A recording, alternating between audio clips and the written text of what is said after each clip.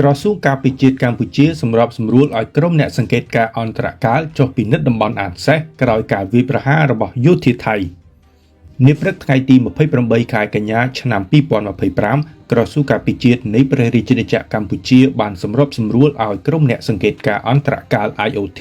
ដឹកនាំដោយប្រទេសម៉ាឡេស៊ីចុះទៅពិនិត្យទីតាំងជាក់ស្ដែងដែលរងការវាយប្រហារដោយកងទ័ពថៃនៅតំបន់អានសេះខេត្តព្រះវិហារកាលពីថ្ងៃទី27ខែកញ្ញាឆ្នាំ2025ការចុះពិនិត្យនេះគឺធ្វើឡើងដើម្បីសង្កេតផ្ទៀងផ្ទាត់និងរាយការណ៍អំពីស្ថានភាពជាក់ស្ដែងបន្ទាប់ពីបទឈប់បាញ់បានចូលជាធរមានក្រសួងការពារជាតិបានបញ្ជាក់ថាការវាយប្រហារនេះបានកើតឡើងចំនួន2លើកដោយយោធាថៃបានបាញ់កាំភ្លើងត្បាល់និងកាំភ្លើងដៃជាច្រើនគ្រាប់មកលើមូលដ្ឋានកងទ័ពកម្ពុជានៅតំបន់អានសេះហេតុការណ៍បានចាប់ផ្ដើមនៅវេលាម៉ោងប្រមាណ 11:52 នាទីព្រឹករហូតដល់ម៉ោង 12:46 នាទីរសៀលក្នុងថ្ងៃទី27ខែកញ្ញាឆ្នាំ2025នៅក្នុងការហេតុខាងលើកងកម្លាំងកម្ពុជាបានប្រកាន់នៅគោលការណ៍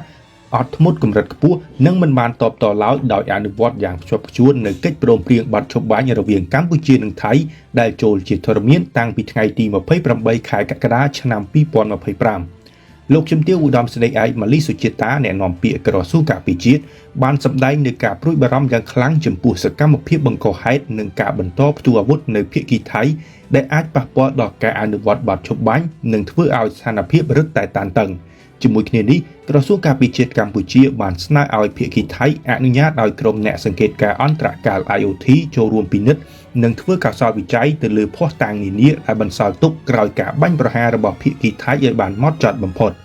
គោលបំណងនៃការស្នើនេះគឺដើម្បីធានានូវព័ត៌មានពិតសុចរិតភាពគណនេយ្យភាពតម្លាភាពយុត្តិធម៌និងភាពត្រឹមត្រូវជូនដល់ភាគីទាំងពីរព្រមទាំងសាធារណជនជាតិនិងអន្តរជាតិ